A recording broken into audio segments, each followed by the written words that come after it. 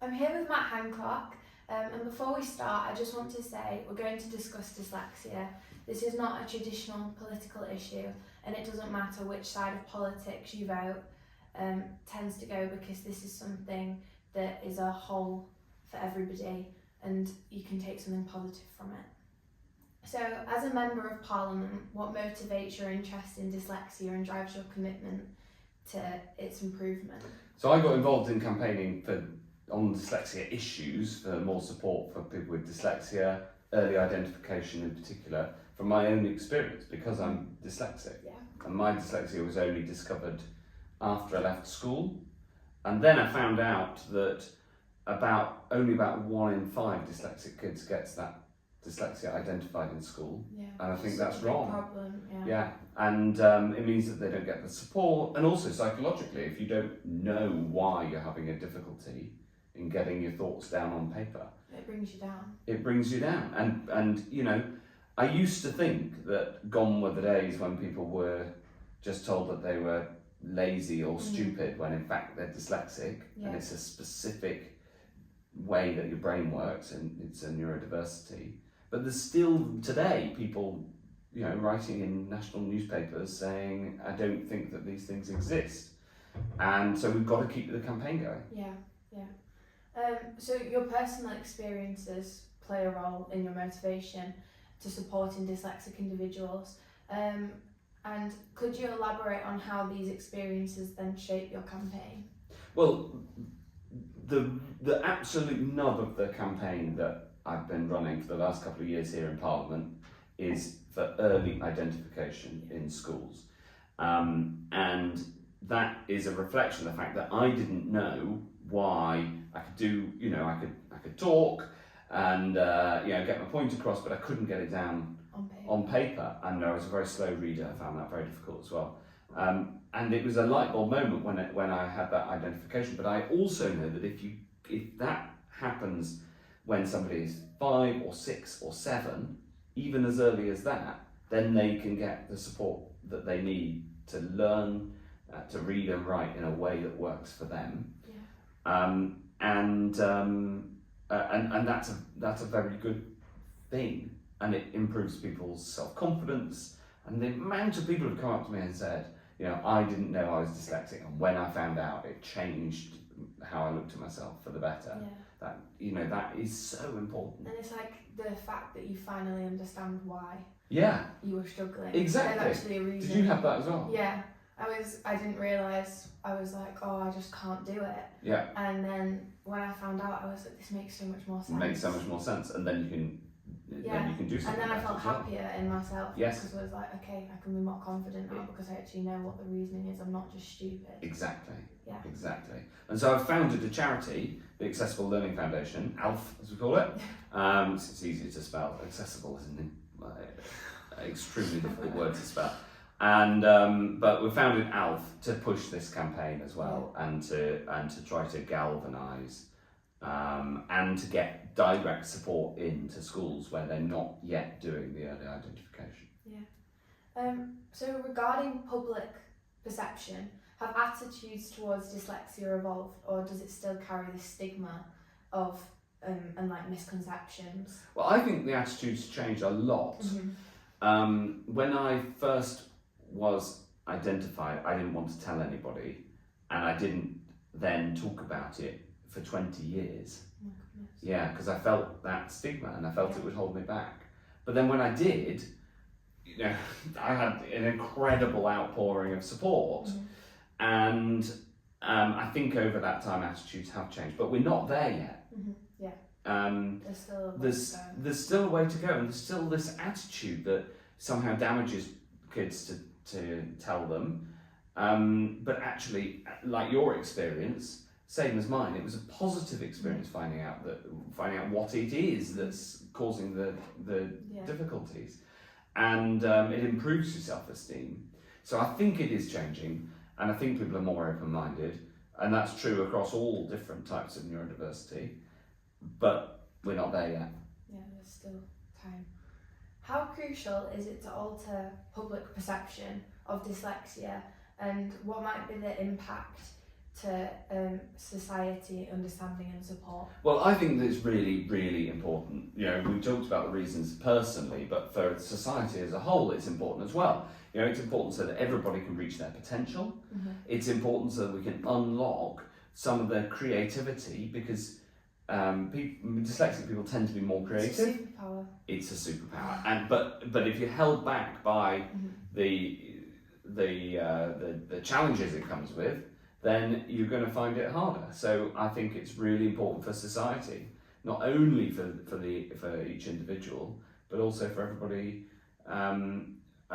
together. You know, for the economy and for making sure that society is fairer, because everybody can achieve their potential.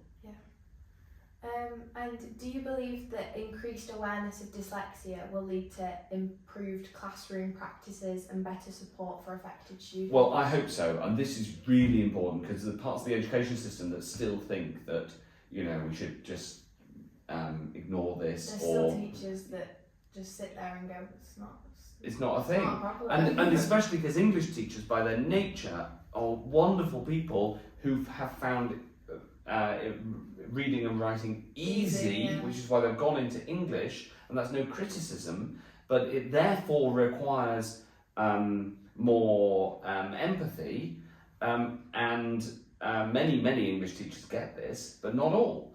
And so it definitely still matters to explain that this is that there is a specific condition, that it can be identified early. It's essentially the gap between your oral language ability and your written language ability, and that it matters, and that children who are dyslexic need support in different ways in order to be able to communicate effectively. You can't just ignore them. You just can't ignore it. We can't get to 100% high literacy if you just say that 10% of the population who've got a specific neurological condition. It shouldn't be counted. So the Accessible Learning Foundation, which you founded, focuses on assisting neurodiverse individuals. So I guess you've already spoken about it a bit, but why did you find ALF? And what does ALF hope to achieve? So I founded ALF because when I leave Parliament, I want to ensure that we can keep campaigning on these issues. It's a cross-party campaign in Parliament, and it's and it's such an important area and matters a lot to me. So that's the reason. There's two areas that it's really focusing on. One is this issue in early identification in schools, getting support into schools. The second is in prisons and the criminal justice system, because far too many people in prison have got a very poor reading age, are neurodiverse, including dyslexia, but also other neurodivergent conditions, especially ADHD and people on the autistic spectrum. And anyway, there's a lot of overlap between these conditions. And making sure we get that support into prisons is absolutely vital, and obviously young offenders institutes as well, even more important. So that's what ALF is campaigning on, and will be supporting. I'm just getting it up and running. It's 6 months that we launched. 6 months ago we launched it. We're getting it up and running. It's really, really close to my heart. But I'm still campaigning in Parliament, and just today I've just come back from the clerk's office, and I've been given the chance to launch my bill in Parliament again, one last time, on St George's Day, 23rd of April, the Dyslexia Screening and Teacher Training Bill, which is the bill would require the government to introduce universal screening in primary schools. So let's hope. Let's hope. So we need a big campaign around that. You heard it here first.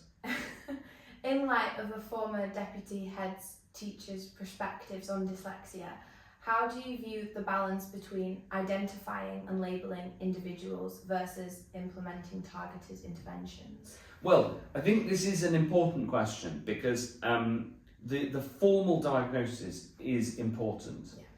at the moment there's a real unfairness in access to them because lots of the formal diagnoses are paid for by parents, which means that parents who can't afford that don't get access as easily. So that's why I'm campaigning for universal screening, so that the screening tells you who is likely to be dyslexic. Now, some people say, no, you shouldn't screen, you've got to do the formal diagnosis. Well, of course you need to do that, but the idea of the screener is to identify who needs to go towards that. And some people, some children, with the screener giving good data to their teachers, will then be, and given direct support in the classroom, will be able to be taught to work around their dyslexia, if it's mild in particular, and might never end up with a formal diagnosis. And that's fine. And that's good, in fact. And so the formal diagnosis and the labelling that came with that, you know, for me that was important. I got it at university, and university paid for it. Other people get it at different ages. It is important. The thing that but I think access to it is unfair at the moment. You know, in a universal education system, we should have universal access to these things, and the starting point is to screen everybody. So that's why we've taken the approach that we have to really focus on early identification. Yeah, to see it from a younger age. And so, you know, a 7-year-old who has, you know, can talk a lot and has high oral vocabulary, but struggles when anything's written down, right? That is very, very strong. Even if they're achieving high scores and things when they're younger, you don't know if it's going to affect them as they get older. So if we know from a younger age, then at least you can say, well, actually this is making sense that they're maybe struggling now because they do have this. Yeah, and they need that extra support to hit the marks. So, reflecting on dyslexia support over the years, do you think we have made progress in this area, or do you think that we're still at a standstill? We've definitely made some progress, but it's patchy. It's patchy. You know, there are some schools doing brilliant work, and there are now more SEND coordinators. There is more focus on this area. There is more money going into this area, but we've got so much further to go. So we've got to keep the campaign going. And if teachers are better equipped to understand and to support dyslexia, how might this positively influence the overall classroom experience, including non-dyslexic students? So I think this is better for everybody, because often dyslexia and poor literacy can then often lead to disruption in the classroom, not just in the English lessons, but across the board. And obviously there is then a route from the classroom to prison if that doesn't get addressed, and a significant root cause of poor behaviour is the inability to engage with materials in other subjects, especially other wordy subjects like history, geography, and that is a problem. And it can be addressed, not necessarily for everybody, but for a lot of disruptive children.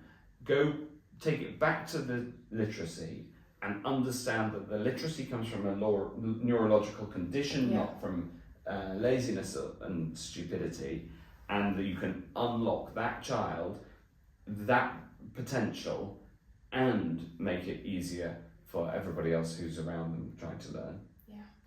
Makes overall sense. It does. And what do you think to my dyslexia awareness campaign and trying to get the country talking about dyslexia? I think your dyslexia awareness campaign is fantastic. I'm inspired by it. I think this is we're part of a movement, and that's what's important. And people who are dyslexic having the confidence to get out there and say, I'm dyslexic, I'm proud of it, it brings strengths as well as challenges. Let's all get out there and campaign. And so by talking about it, by posting on YouTube, by emailing people like me and other people in the public eye who are public about their dyslexia, I admire what you're doing. Thank you so much. Well, that was a really great interview. and I really appreciate your time. So thank you very much. Terrific. Thank you. Keep out there doing the good work.